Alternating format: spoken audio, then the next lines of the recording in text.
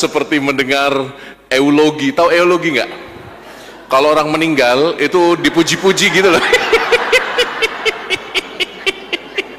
Aduh, saya berharap masih lama meninggalnya ya. Belum kawin soalnya.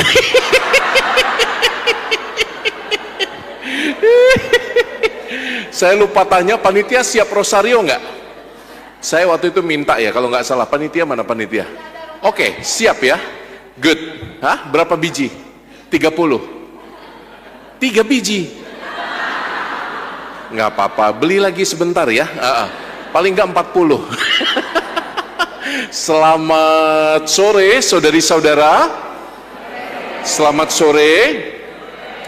Mungkin kita belum kenal karena ini pertama kali saya ke Paroki Tebet. Terima kasih pastor dan teman-teman panitia Natal tahun baru yang sudah mengundang.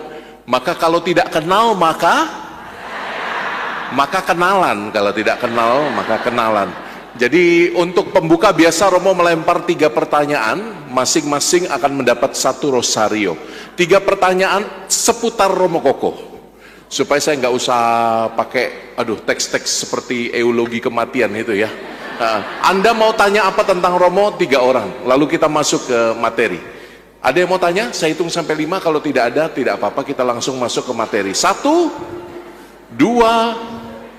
Karena ada beberapa, Anda harus berdiri, bergoyang, saya akan pilih orangnya. Yang nggak ada beberapa yang berdiri, saya hitung sampai 5, 1, 2, 3, goyang dong, mana yang paling seru? Oke. Kita mulai dari bapak yang pakai baju Shinchan itu ya, saya nggak tahu kenapa. Kenapa kamu ke gereja pakai baju Shinchan, apa nggak punya baju lain gitu loh? Silakan Pak, siapa supaya namanya? Jadi highlight Romo. Supaya apa? Supaya jadi perhatian banyak orang. Iya ya, luar biasa ya. Iya, Bapak yang haus perhatian, pertanyaannya apa? Selamat siang Romo, saya Alphonse dari Paroki Matias Rasul. Oh, Kosambi. Ya. Pertanyaannya, Romo sebagai Romo YouTuber, apa godaan terbesar sebagai evangelis online? Dan bagaimana mengatasinya? Godaan yang besar, ya. Godaan untuk marah. Karena kalau orang lihat YouTube, lihat IG Romo, merasa dekat sebetulnya, dan saya senang. Tapi nanti nggak ada angin, nggak ada hujan, orang itu bisa aja di bandara tiba-tiba, Romo Koko, Romo ingat saya nggak? Saya nggak pernah ketemu. Tetapi beliau karena ngikutin Instagram, YouTube, TikTok, jadi merasa dekat. Romo ingat saya nggak? Apa jawaban saya? Saya selalu jawab untuk tidak melukai hatinya. Saya selalu jawab, oh ingat. Kalau perempuan, kamu Maria kan?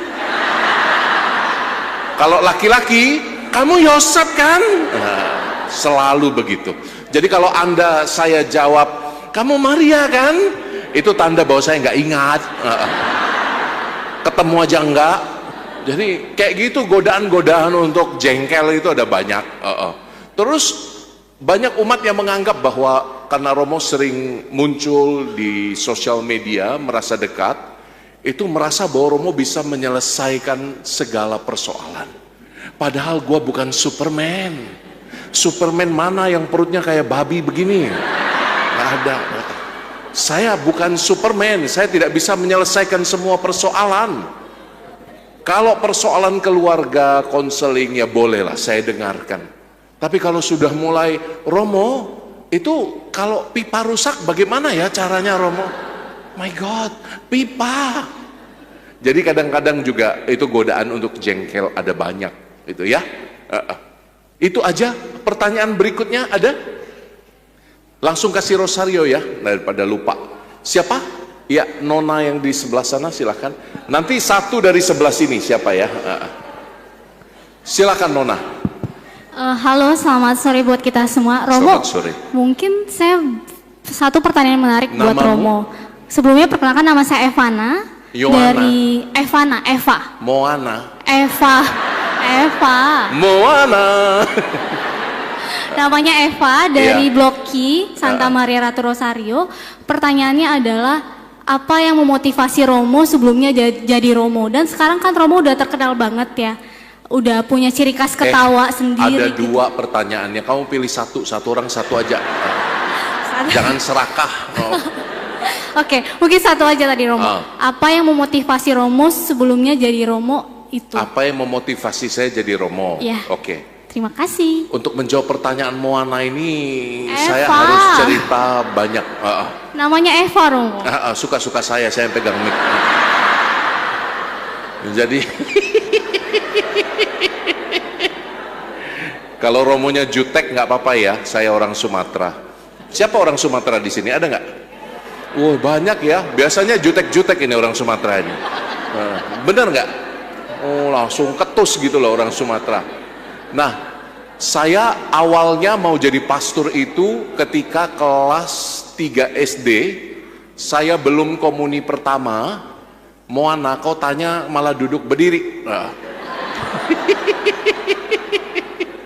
Jadi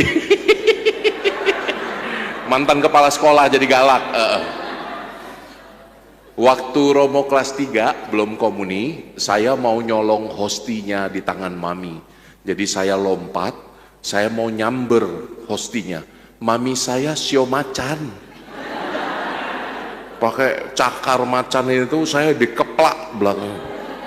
Terus saya nangis dari depan altar sampai bangku belakang, saya nangis. Lalu saya doa sama Tuhan, Tuhan tunggu tanggal mainnya. Kalau saya gede nanti saya akan makan roti yang besar itu. Saya akan minum dari cangkir emas itu.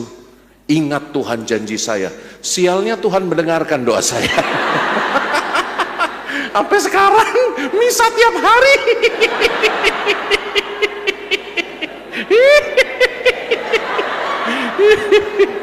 Gitu ya Moana ya. Jadi awalnya dari sana Evana. Gitu ya Eva. Tuhan sayang padamu. Pertanyaan terakhir tentang Romo Koko dulu. Siapa? Sebelah sinilah. Siapa? Goyang dulu, goyang. Goyang. Mana? Iya. Pilih yang mana? Yang warna janda atau yang janda beneran? Yang pakai baju ungu itu keren banget itu. Coba goyang ya.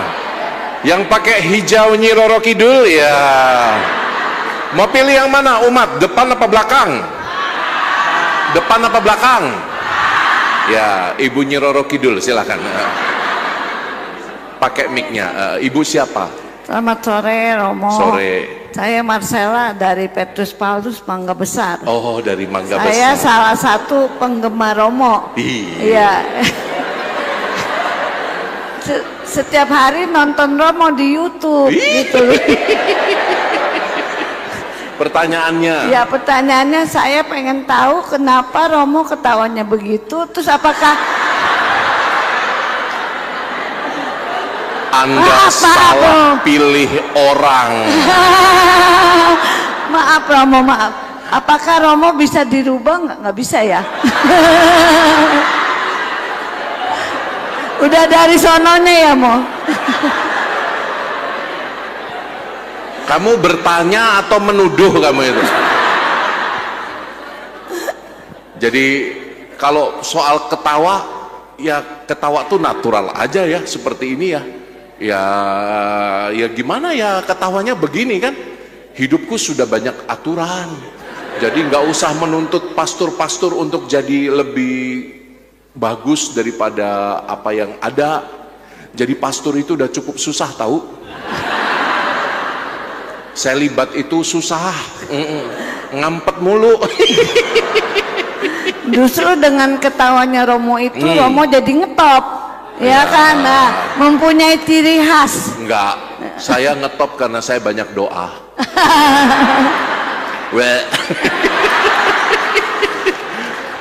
Udah ya, kita karena pertanyaannya nggak begitu bermutu, kita langsung masuk.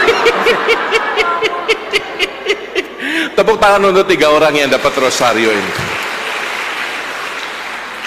Saya pakai mimbar ya teman-teman. Jadi rute kita selama kurang lebih 20 menit, kita nanti akan mendengar pengajaran dan nanti setelahnya kita akan Q&A. Kita banyak interaktif aja ya. Karena ini jam-jam rawan. Ini jam-jam setelah makan siang. Dan ini sudah kenyang, dan ini jam yang dikenal sebagai jam-jam oksigen, O2N. O2N apa O2N? On. Ini jam-jamnya ngantuk. Romo mau tanya dulu, tapi sebelum Romo tanya, silakan angkat tangan kanan semuanya, dari atas sampai bawah, angkat tangan kanan. Saya berjanji. Beneran. Angkat tangan dulu semuanya, saya berjanji. Di depan Romo Kokoh, tidak ada jawaban bohong. Saya akan jujur. Bila kulanggar janjiku, keras ku 3 hari. Benar ini? Betul ya? Udah janji semua ya? Oke. Sekarang jawab pertanyaan saya. Siapa di sini yang HP-nya dikunci, di lock dengan password? Angkat tangan. HP-nya di lock, dikunci dengan password. Tinggi. Daripada 3 hari Anda menderita, lebih baik jujur. Tinggi. Romo mau lihat. Ini 95% ini di lock ini. Oke, turunkan. Siapa yang suaminya, istrinya, atau orang tuanya nggak tahu passwordnya? Angkat tangan. Tinggi. Pasangannya nggak tahu. Tinggi. Atau Romo balik, yang pasangannya tahu passwordnya, angkat tangan. Tinggi. Oh, bagus ya. Banyak juga ya. Siapa yang punya HP lebih dari 1? Angkat tangan. Oh, banyak juga. Oh, jadi yang 1 itu Anda kasih tahu passwordnya, yang 1 enggak. Tuhan Yesus Allahku Raja. Kenapa Romo tanya seperti ini? Anda tahu ada fenomena, Anda tahu bahwa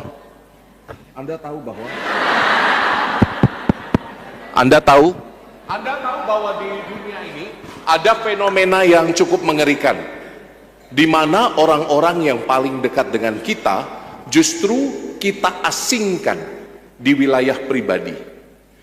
Itu sekarang fenomena yang makin marak. Cirinya apa? Orang tidak tahu lagi akses masuk ke dalam benda yang namanya HP. Itu salah satu ciri modernitas. Ciri modernitas, ruang privasi menjadi lebih besar. Sehingga di balik ruang privasi yang lebih besar, egonya juga makin besar. Di balik ego yang makin besar, mindset individualistik yang tidak sesuai dengan ajaran iman Katolik juga makin besar. Itu. Jadi ini hal pertama yang menarik sekali fenomenanya untuk diperhatikan. Makanya kalau Anda tanya bagaimana cara menemukan Tuhan di balik layar digital, gampang. Kasih tahu passwordmu kepada orang-orang yang dekat denganmu dan kasih aja aksesnya supaya kamu diketahui luar dalam. Betul begitu, Pastor? Kita para pastor satu komunitas tahu nggak ya password kita, Pastor?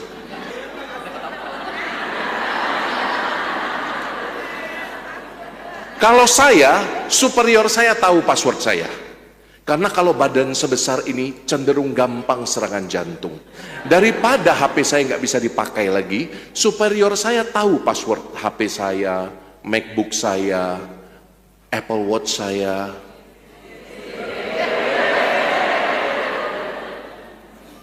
Romo-romo hedon ini. Jadi untuk menemukan bagaimana Allah bekerja, mungkin kita butuh belajar terbuka. Ini poin pertama yang saya pikir penting. Semakin Anda memberi ruang privasi yang sangat besar di dunia digital, semakin kita menjadi pribadi yang agak egois. Kita menyembunyikan rahasia-rahasia gelap kita di sana. Siapa di sini istri yang pernah ngecek HP suaminya? Angkat tangan, jujur. Daripada, kalau yang kali ini Tuhan Yesus di-extend sebentar, 1 minggu Tuhan Yesus keras. Coba suami istri-istri yang pernah ngecek HP suaminya, tinggi, angkat tangan, tinggi, tinggi, tinggi, tinggi, tinggi, tinggi, tinggi, tinggi, tinggi, tinggi. Pernah ya? Romo mau tanya dong, ada mic nggak? Mic, ayo panitia, ayo bergerak dong panitia. Coba saya tanya sama ibu yang baju hijau ini, ibu siapa namanya? Ibu siapa namanya? Ibu Endang. Ibu Endang. Iya, Ibu Endang kenapa kok ngecek HP suami? Biar tahu isinya apa. Iya. Suami tahu nggak bahwa Anda ngecek HP dia? Tahu. Tahu. Dia punya berapa HP? 1. Yakin? Yakin. Itu yang kau ketahui. Sekarang sudah almarhum. Hah? Sekarang sudah meninggal. Oh, sekarang sudah almarhum. Ya.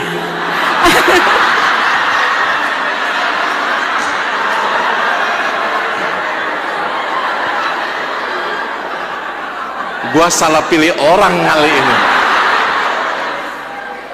Siapa yang suaminya masih hidup dan Anda pernah ngecek?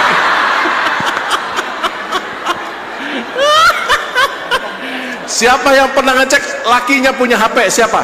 Ibu ini coba. Iya. Kamu berapa tahun berkeluarga? Berapa tahun? 11 tahun. Oh, hebat loh 11 tahun ya.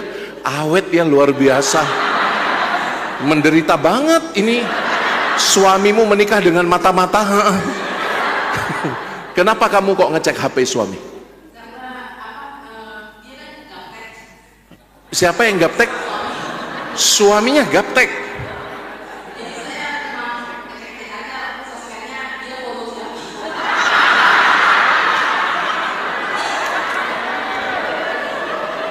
Terus dia follow siapa?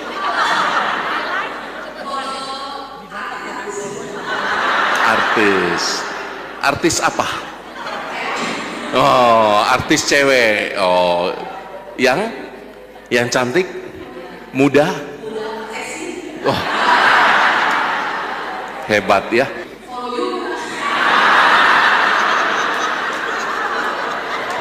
Hebat ya, hebat. Suamimu ada nggak di sini? Oh, aman kita ya, aman ya. Yang ada di gereja ini biarlah tinggal di sini ya. Jangan keluar kabarnya ke sana ya. Nama suaminya siapa? Pak siapa? Pak siapa? Oh, nama Pak Pipip ya. Pak Pipip, follow Komsos Paruki Tebet.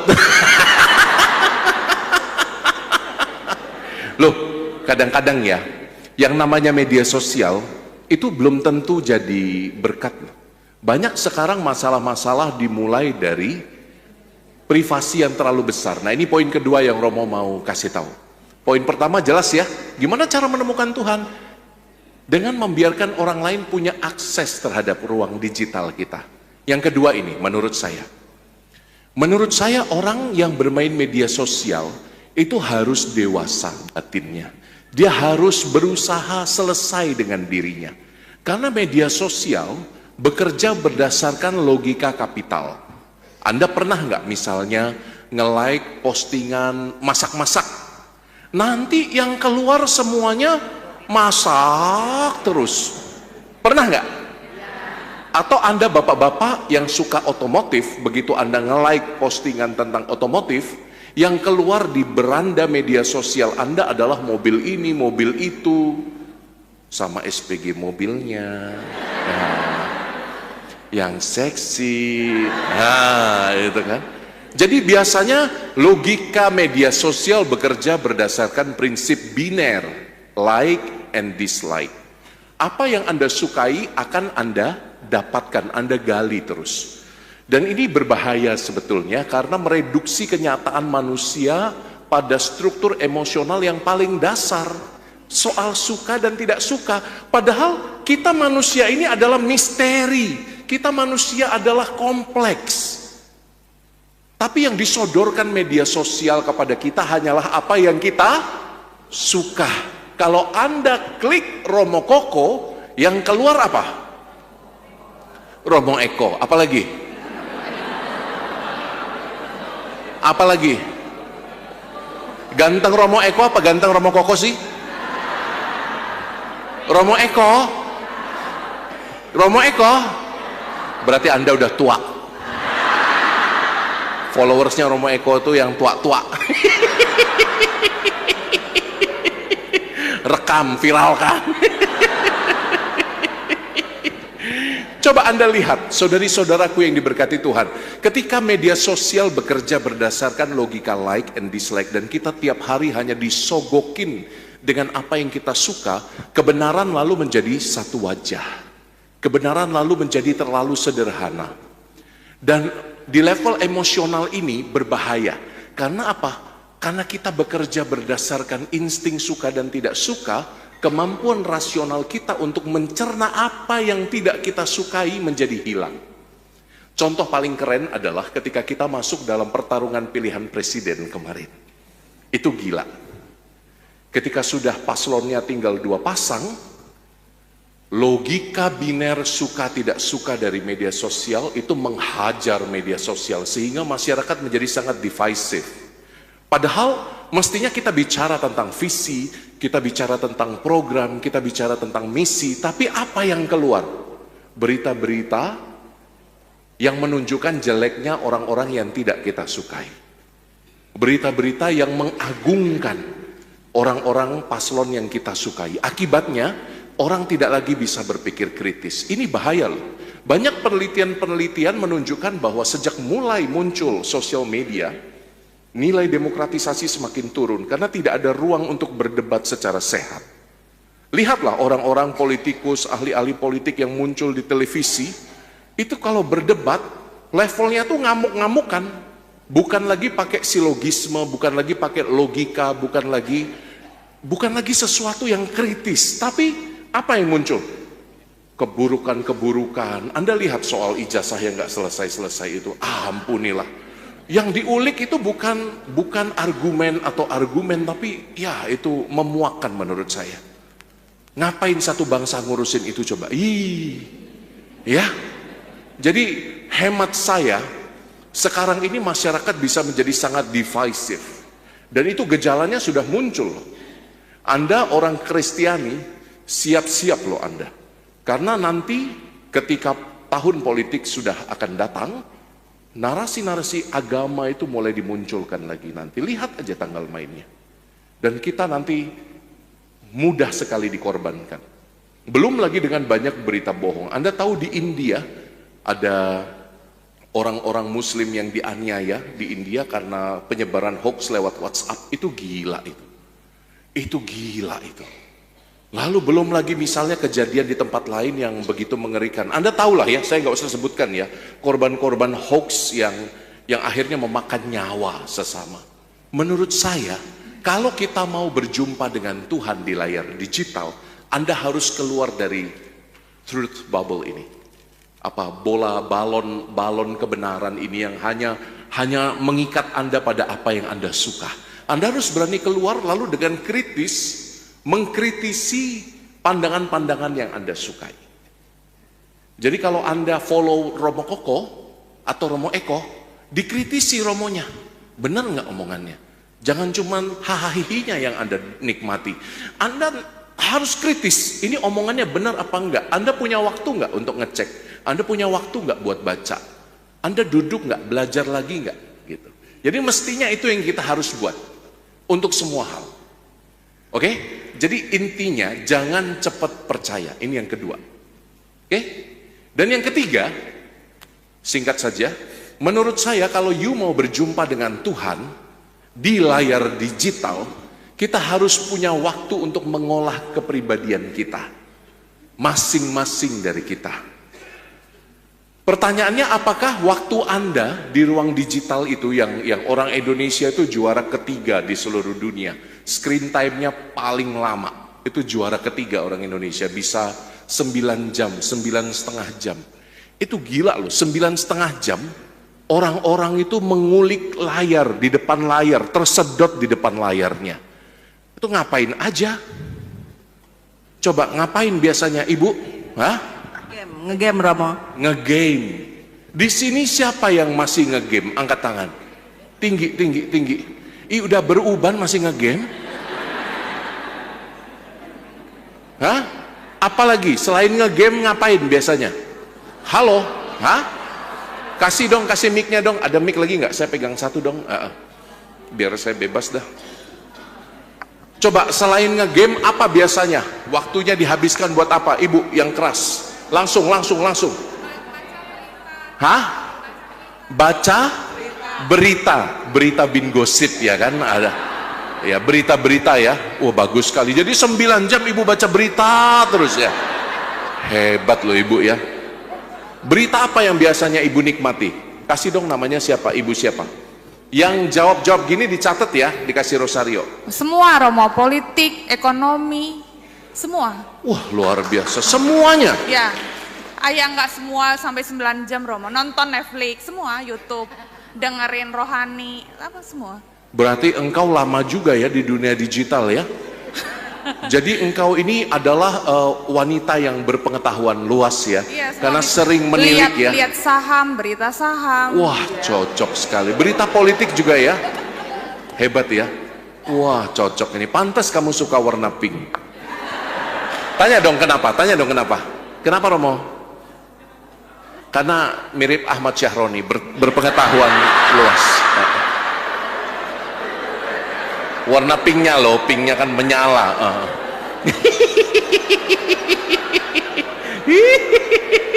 Saya baru sadar ini panitia pakai pink semua hari ini ya. Saya jarang melihat bapak-bapak yang galak kayak gini wajahnya, tapi dia pakai pink. Coba berdiri dulu Pak. Berdiri dulu. Oh, keren. Jelas ya. Yang kedua, kritisi segala sesuatu. Mungkin kita harus melatih nalar kita lagi. Jangan cepat percaya apa yang terjadi di media sosial. Karena apa? Mereka punya logika sendiri untuk kapitalisme pasar. Logika pasar, semakin banyak kita like, semakin dapat duit itu. Produk-produk yang, ya semuanya YouTube, Instagram, semakin engagementnya tinggi, semakin banyak duit yang dihasilkan. Jadi coba kritisi pemikiran bahkan yang Anda sukai. Lalu yang ketiga, tadi Romo bilang, Anda harus punya waktu untuk melatih batin Anda. Instead of 9,5 jam, mungkin Anda setengah jamnya itu latihan rohani. Kalau Anda tidak disiplin dalam latihan rohani, alokasikan waktu untuk latihan rohani, kayaknya sulit bagi kita untuk dewasa secara batin. Pertanyaan Romo, umat Paroki Tebet yang datang seminar ini, pertanyaan saya, umat Paroki Tebet, semua Anda yang datang seminar ini, ada nggak yang punya waktu dalam 24 jam, setengah jamnya itu berdoa, pribadi dan keluarga? Angkat tangan. Yang benar, setengah jam. Coba Romo lihat, angkat tangannya yang tinggi, coba, tinggi. Tuh kan, benar dugaan Romo kan? Yang angkat tangan kebanyakan yang udah dekat kerajaan surga.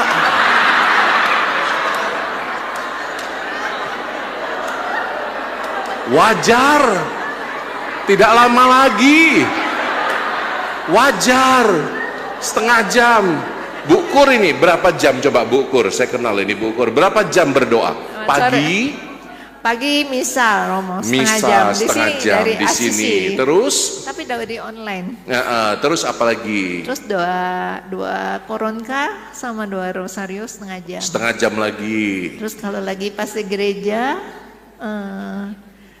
ikut doa di ruang adorasi Romo. Di ruang adorasi 3 jam. Doa rosario sama doa koronka. Luar biasa. Apalagi itu udah 2 jam itu. Terus? Sehari 2 jam. Hebat loh. Ini siap sekali masuk kerajaan surga. Sehari 2 jam dia berdoa. Hebat loh. Ada yang lebih dari 2 jam nggak mengalokasikan waktu untuk latihan rohani? Ada nggak? Angkat tangan tinggi. Coba Romo tanya sih yang muda-muda. Ini banyak yang muda. Ini mana yang muda ya? OMK. Oh iya, ini mangsanya ini. Ayo, Dek. Belum kawin kan? Namamu siapa nak? Yosefa Ayu. Yosefa Ayu. Kamu usia berapa nak? 22. 22. Sehari berapa jam kamu berdoa nak? Di luar doa makan.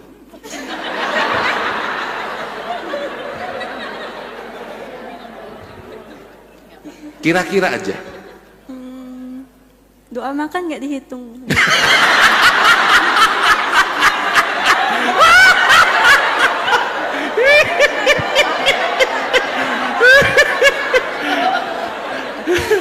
Dia maksa doa makannya harus dihitung, Romo. Karena apa? Itu satu-satunya doa yang secara konsisten didoakan oleh orang-orang muda. Ya kan? Nah, selain doa makan, kamu ada doa apa harian? Ingat loh nak, 3 hari menderita kalau bohong. Apa nak? Doa tidur sama doa sebelum kuliah. Doa tidur dan doa sebelum kuliah. Ya jadilah ya. Hebat loh ini. Dia masih ingat loh, tidur itu berdoa. Hebat. Ada anak-anak muda ya tidur-tidur aja. Bahkan HP-nya nempel di mukanya. Coba Romo mau tanya, siapa di sini yang HP-nya ada di sebelah bantalnya? Biasa tinggi. Tinggi. Tinggi, please. Tuhan Yesus di extend 10 hari Tuhan penderitaannya. Coba tinggi-tinggi, siapa yang HP-nya biasa ditaruh di sekitar ruang tidurnya? Angkat tangan, tinggi. Bener. Karena apa? Karena HP itu sudah jadi bagian yang extension of ourself gitu ya. Kalau bahasa kerennya itu, dia kayak sambungan dari hidup kita. Dunia digital itu kan cermin dari dunia offline kita. Bener nggak? Jadi dia nggak bisa jauh-jauh. Bahkan orang-orang kalau zaman dulu tradisinya sebelum tidur itu biasanya keluarga-keluarga bapak, ibu, anak berlutut di depan patung Bunda Maria. Doa rosario. Saya masih ingat zaman dulu seperti itu. Bapak saya sih orang Buddha ya. Tapi mami saya doa juga berlutut ngajarin rosario kepada anak-anak. Tiap malam. Sekarang apa? Nak, Romo Koko nak, live. Ada alasan mengapa saya itu live-nya malam-malam. Anda yang mengikuti sosial media saya, itu biasa saya menyapanya halo kalau ngeres gitu. Karena malam sekali, supaya ingat sebelum tidur itu berdoa. Gitu loh. Makanya coba untuk melatih otot disiplin rohani, Anda harus alokasikan waktu. Karena apa? Konsumsi kita di ruang digital untuk hal-hal yang bukan rohani itu ada banyak sekali. Betul. Dan kalau kita nggak pernah melatih otot rohani kita, nanti kita jadi adiktif. Kita akan kecanduan terhadap konten-konten. Banyak loh di dunia digital yang mudaratnya itu ada banyak sekali daripada manfaat. Hal-hal buruknya apa? Biasanya yang menyebabkan kita kecanduan. Satu, di dunia digital, kecanduannya apa aja? Satu. Apa Bu? Wah, ini saya senang sekali. Ini hal pertama yang muncul dari bibir umat ini. Kecanduan apa Ibu yang banter, yang keras? 1, 2, 3. Shopping. Siapa di sini yang shoppingnya online? Angkat tangan. Pernah shopping online? Tinggi. Anda tidak jauh dari kerajaan saya itu. Apalagi kecanduan yang lain yang difasilitasi oleh teknologi informasi? Apalagi shopping online? Apalagi? Apa? Nonton.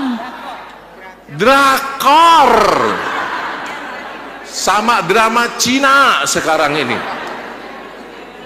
Tunjuk temanmu. Siapa yang kamu tahu suka menikmati drakor? Tunjuk. 1, 2, 3.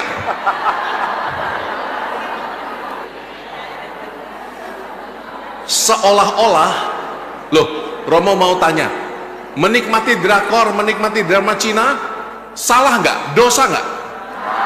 Dosa nggak? Tergantung. Satu, kalau kamu memakan waktu produktifmu untuk konsumsi yang berlebihan drama Cina, untuk memuaskan rasa-rasa romantis yang tidak kau dapatkan dari suamimu, itu berbahaya. Itu dosa. Kedua, kalau kamu dari drama Cina dan drama Korea yang mengharu biru itu, kamu punya ideal yang keliru tentang suamimu, andai kata suamiku setampan itu, andai kata pacarku sesweet itu. Kalau Anda punya pengharapan yang palsu, yang datang dari drama Cina dan drama Korea yang berlebihan, lalu Anda berkelahi dengan pasangan Anda gara-gara ekspektasinya tidak sampai, itu bisa jadi dosa. Dengarkan kata-kata saya. Karena apa? Ilusi. Ilusi.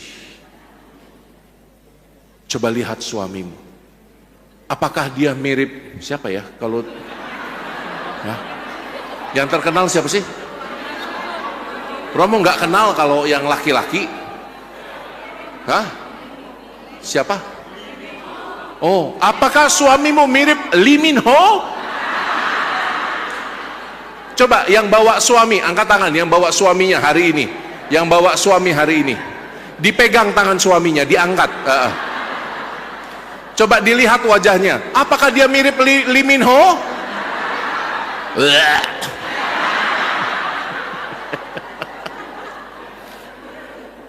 Coba yang bawa istrinya, dipegang tangan istrinya, apakah dia mirip Song Hye Kyo?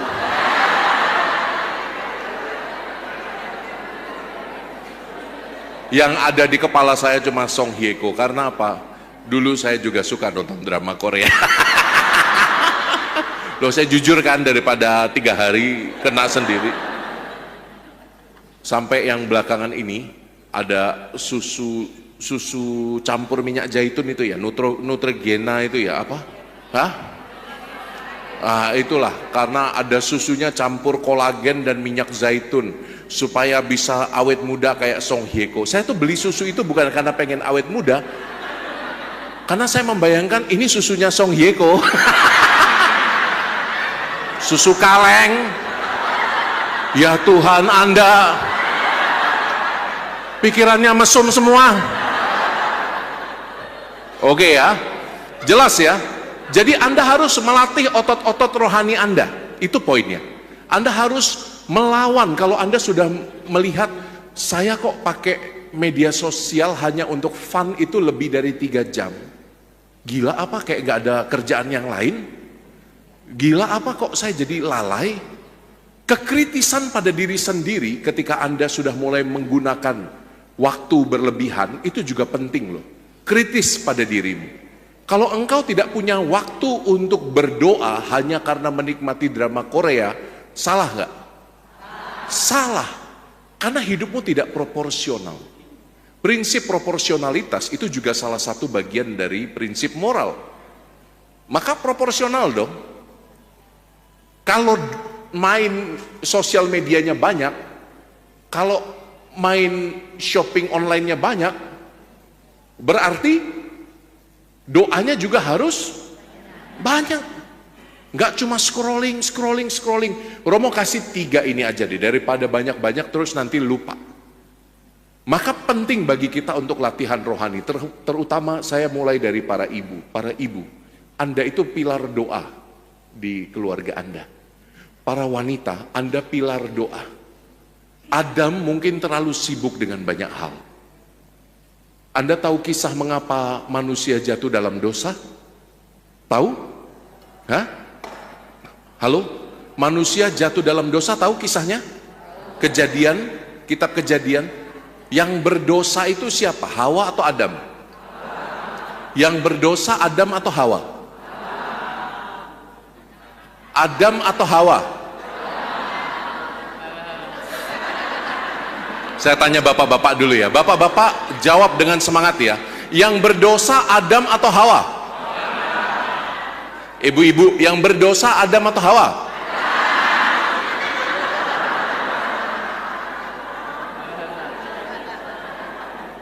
Apa bu?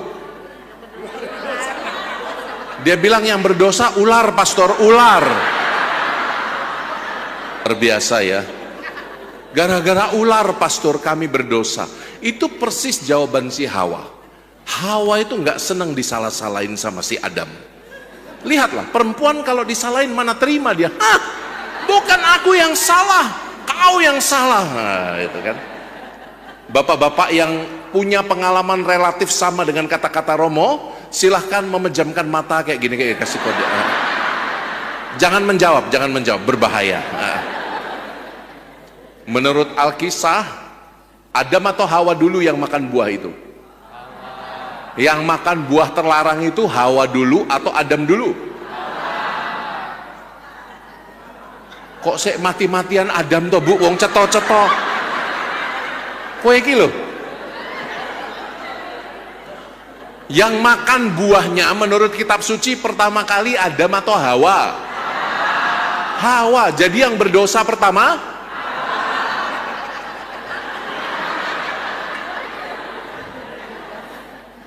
apa jawabannya? Kok Adam kurang ajar? Laki-laki terus yang disalahin. Tapi memang itu jawabannya. Alkisah itu kan ini disebut Adam's apple, apelnya Adam. Jakun kita bahasa Inggrisnya Adam's apple. Karena menurut legenda yang belum tentu benar, itu Adam itu cuma makan 1 gigit. Lalu turun buah terlarang itu di sini nyangkut. Nah, Hawa makan 2, turun agak jauh.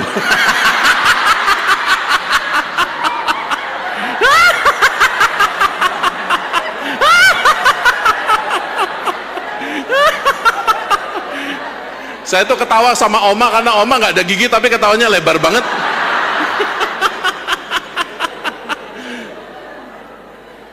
Ingat, Hawa yang makan duluan bukan? Kemana Adam ketika Hawa makan buah terlarang? Tidur. Kemana? Ngerokok. Terus apa lagi? Biliar. Kemana lagi? Adamnya sibuk padel. Adamnya mabok. Kamu itu nunjukin dosa Adam apa dosa suamimu? Jadi saudari-saudara ingat, mereka berdua mestinya selalu bersama-sama. Tetapi ketika yang satu pergi, yang satu rentan terhadap dosa. Begitulah logika dosa. Dosa itu diserang itu egonya. Saat Anda memberi ruang privasi yang terlalu banyak, siap-siap untuk diserang oleh godaan itu. Ada banyak sekali godaan yang muncul. Termasuk adiksi-adiksi. Bukan hanya shopping, bukan hanya judi online, bukan hanya apalagi sih yang datang, pornografi. Sekarang makin mudah loh mengakses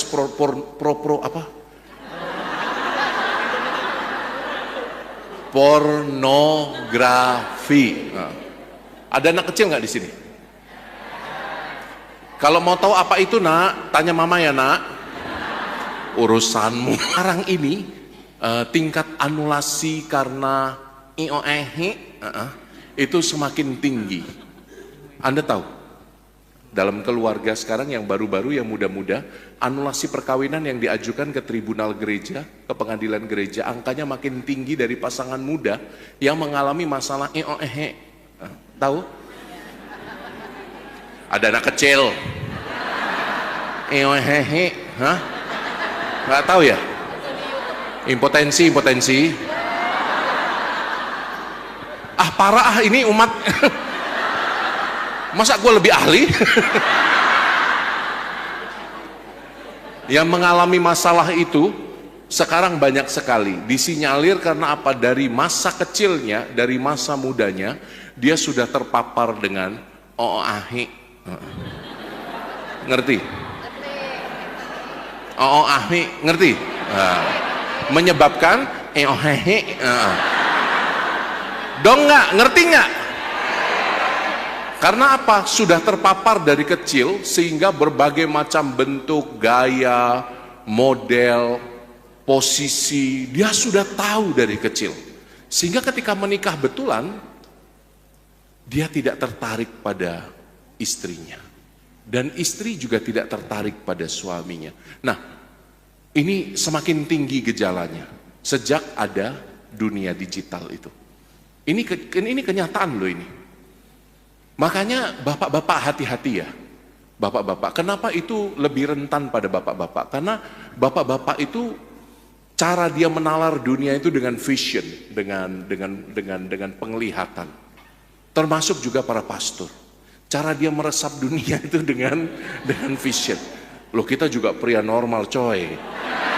Lu pikir. Romo kalau lagi nyetir ya, di lampu merah ya, paling depan. Itu kalau ada yang nyebrang, cantik, wah, saya langsung buka kacamata. Terima kasih ya Tuhan. Dosa nggak? Ya enggak lah, orang datang sendiri, kita nggak cari-cari, dia lewat sendiri. Kita nggak cari-cari kok, dia lewat sendiri, Tuhan baik ya, lewat. Tapi kalau menginginkan lalu mungkin menjadi dosa. Jadi bapak-bapak hati-hati, penikmat OOAHI, oke? Jangan-jangan nanti Anda hehe. Ini beneran, ini ada studinya. Loh, Romo itu riset tentang ini karena saya social applied philosophy, saya belajar salah satunya tentang ini, dunia digital. Jadi ini serius ada korelasi antara kecanduan OOAHI dengan semakin tingginya tingkat hehe. Jelas ya, hati-hati. Anda jangan lagi pakai argumen-argumen bapak-bapak yang usia 50 tahun ke atas. Siapa di sini yang 50-60 tahun ke atas? Tinggi. Bapak-bapak yang 50 usianya, 60 usianya, angkat tangan dong, 50-an, 60-an. 50-60 ke atas. Saya jamin zaman itu juga sudah ada OOAHI. Betul kan Pak ya? Benar nggak Pak? Oh, benar nggak Pak? Dia mengangguknya itu sangat bijaksana.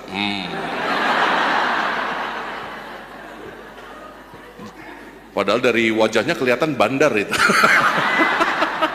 Zaman dulu ada kotak VHS itu, masih ingat Pak? Lalu ada yang laserdisc yang gede, terus ke apa lagi ya? Ke CD. Nah, itu banyak itu yang jualan zaman-zaman dulu. Anak-anak sekarang tidak perlu repot pergi ke pasar diam-diam. Dulu kan di pasar dibungkus koran lah, dibungkus apa, dilipat di dalam majalah, benar nggak? Kenapa Romo tahu? Enggak.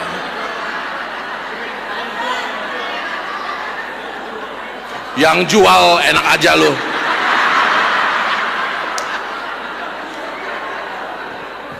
Romo tahu karena mendengarkan sharing dari Pak Heri.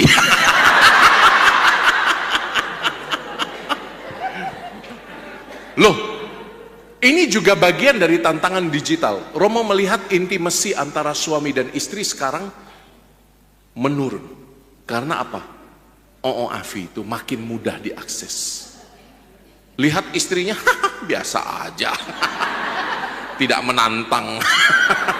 Tidak challenging. Jadi coba ya, hati-hati dengan ini. Masalah OOAHI ini mungkin buat kita lucu-lucuan, tapi ini sebetulnya ada problem yang sangat serius di baliknya. Problem yang sangat amat serius. Bahkan mengurangi intimasi itu menjadi level yang sangat apa ya? Sangat karnal itu apa ya bahasanya Romo ya? Karnal itu sangat hewani gitu. Ngerti nggak? Seksualitas itu kan mulia sekali diciptakan oleh Tuhan untuk melanjutkan keturunan, beranak cuculah. Itu kan sesuatu yang sangat indah, sangat mulia. Tuhan kehendaki dorongan itu ada. Untuk apa? Melanjutkan keturunan agar banyak orang dicintai oleh Tuhan lewat keturunan Anda. Amin. Amin.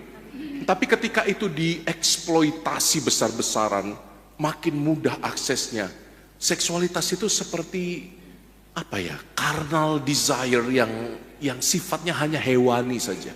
Padahal mestinya, ini Romo kasih tahu, hubungan suami dan istri mestinya adalah hubungan intim yang sangat spiritual sifatnya. Bukan hanya senggol laju, bukan hanya itu. Itu Anda berhubungan nanti seperti anjing-anjing saya di pasturan. Saya punya 8 anjing. Kalau sudah musim mareng, sudah musim kawin itu, ya Tuhan, kita lagi doa dia kawin di depan kita. Saya lempar sepatu dong. Woi, kalian ini nggak solider sama tuannya. Sana pergi. Tuannya saya libat semua. Loh, kita kalau hanya model senggol ayo, nanti kita tidak akan bisa menunjukkan sakramentalitas dari hubungan suami dan istri. Padahal hubungan suami istri itu sangat dalam. Nih Romo kasih tahu satu rahasia yang mungkin Anda belum tahu jadi orang Katolik. Kenapa gandum dan anggur jadi materi sakramental untuk Ekaristi? You tahu nggak? Karena di dalam gandum, di dalam biji gandum ada yang namanya endosperma. Yang punya sperma siapa? Laki-laki, termasuk Romo. Oh ya, punya. Cuma tidak rutin, Bu, tidak boleh. Jadi, loh, gandum itu punya endosperm, lambang kelaki-lakian. Anggur itu harus diremukkan supaya bisa jadi wine. Buah anggur itu diremukkan sekulit-kulitnya dan sebiji-bijinya. Bijinya, seed, itu mengandung zat tanin yang bisa membuat fermentasi alami perasan buah anggur menjadi wine. Jadi dia tidak perlu ragi kayak tempe ditabur ragi, nggak perlu. Karena di dalam seed itu terkandung tanin yang bisa membuatnya menjadi wine. Seed, benih, melambangkan sel telur perempuan. Isn't it beautiful? Dan ketika diangkat dalam konsekrasi, inilah tubuhku, inilah darahku. Dan di dalam daging ada darah, di dalam darah ada daging. Itu sebabnya Ekaristi kita itu juga simbolisasi dari hubungan suami dan istri yang sangat-sangat mendalam. Bahkan Kristus disebut sebagai mempelainya gereja. Gereja, Anda semua ini adalah mempelai Kristus. Makanya kalau dalam bahasa Inggris pronounnya itu she, dia tapi perempuan. Gereja itu she, pronounnya nanti her.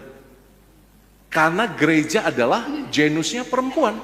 Siapa mempelai laki-lakinya? Kristus yang memberikan daging dan darahnya seutuhnya untuk gereja. Isn't it beautiful? Setiap hubungan seksual pria dan wanita yang sudah diberkati loh ya, dalam apa? Sakramen perkawinan. Karena banyak juga yang berhubungan tapi belum diberkati. Loh banyak itu.